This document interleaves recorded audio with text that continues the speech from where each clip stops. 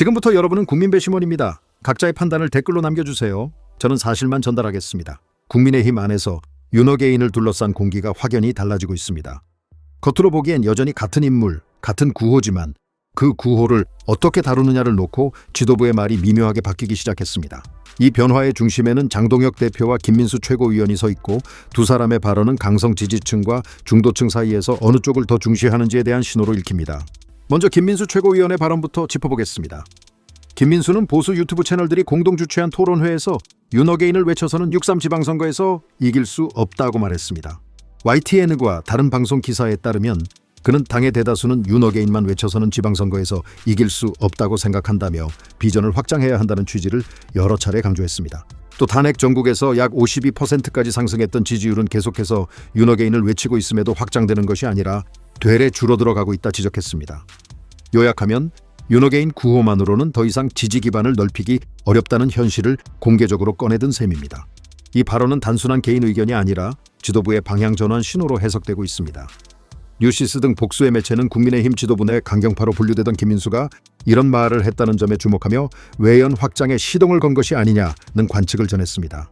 실제로 신동욱 최고위원 역시 지금까지 당을 강하게 지지하는 충성 지지층들에게 정치적 효능감을 주기 위한 노선을 많이 가져왔다면 앞으로는 중도층, 당원이 아닌 분들에게 매력적인 정당이라는 것을 보여주는 것에 대해 노력해야 한다는 공감대는 있다고 말했습니다. 이 흐름만 놓고 보면 지도부는 강성 지지층만 바라보던 노선에서 한 걸음 물러나 중도로 나아가야 한다는 쪽으로 무게를 실어두고 있습니다. 그러나 같은 김민수의 또 다른 발언을 보면 그림이 조금 달라집니다. 조선일보 보도에 따르면 그는 한 유튜브 방송에서 선거에서 이겨야 윤석열 전 대통령도 석방하고 선거 제도를 개선할 수 있다고 하면서 윤호개인 세력이 주다 엄청난 국민이라고 말했습니다. 이어 선거에 이기지 못하면 어떠한 것도 이룰 수가 없다며 선거 승리를 위해 전략을 바꾸자는 취지를 강조했습니다. 즉 윤호개인 세력 자체를 부정하기보다는 그 에너지를 어떻게 쓰느냐가 중요하다는 식으로 말을 정리한 것입니다. 이 지점에서 김민수의 메시지는 두 층으로 나뉩니다. 토론회에서는 윤호개인을 외쳐서는 지선에서 이길 수 없다는 문장으로 강성 구호와 거리를 두는 듯 보였고, 다른 자리에서는 윤호개인 세력이 주다 엄청난 국민이라고 지켰으며 그들을 향한 비난을 경계했습니다.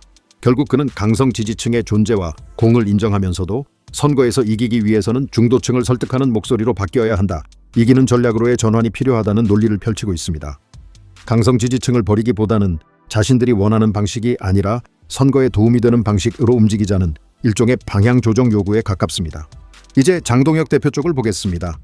JTBC와 여러 기사에 따르면 지난 2일 박성훈 국민의힘 수석 대변인은 윤호개인 세력에 동조한 적 없다는 장 대표의 발언을 전했습니다. JTBC 영상에서 박 대변인은 대표님께서는 계엄 옹호나 내란 동조, 그리고 부정선거와 같은 이런 윤호개인 세력에 동조한 적이 없다라고 명시적으로 말씀을 하셨습니다라고 설명했습니다.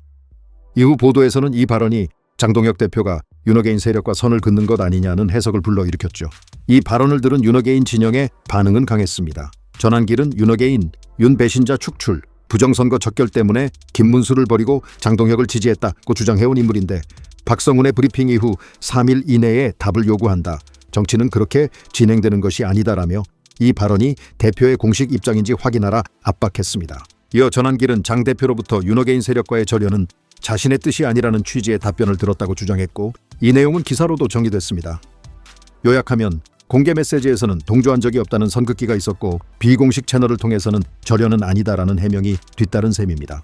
이런 흐름을 종합하면 국민의힘 지도부 메시지에는 공통점과 모순이 동시에 존재하죠. 공통점은 분명합니다.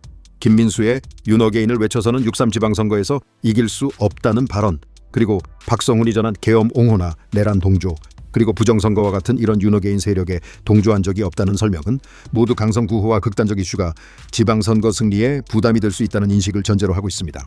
동시에 윤호개인 진영의 지지와 영향력이 여전히 무시하기 어려운 만큼 완전한 결별이 아니라 전략적 거리 조정 수준에 머물러 있다는 점도 드러납니다. 다만 이 과정에는 몇 가지 긴장 지점이 남습니다. 첫째, 여론과 지지율에 대한 설명입니다. 김민수는 탄핵 전국에서 약 52%까지 상승했던 지지율은 계속해서 여러분이 윤호개인을 외치고 있음에도 확장되는 것이 아니라 되레세가 줄어들어가고 있다고 말했습니다. 이는 여론조사 추세와 당 안팎의 공통인식을 반영한 발언으로 보이지만 특정 수치와 윤호개인 구호 사이의 관계를 단정적으로 연결하기보다 그런 분석이 있다 정도로 이해하는 것이 더 정확합니다. 둘째, 윤호개인 세력에 대한 태도입니다. 장동혁 대표 측은 공식적으로는 동조한 적 없다고 선을 긋고 동시에 극우 유튜버와의 소통에서는 절연이 아님을 시사하는 메시지가 나오는 등 서로 다른 방향의 신호가 병존합니다.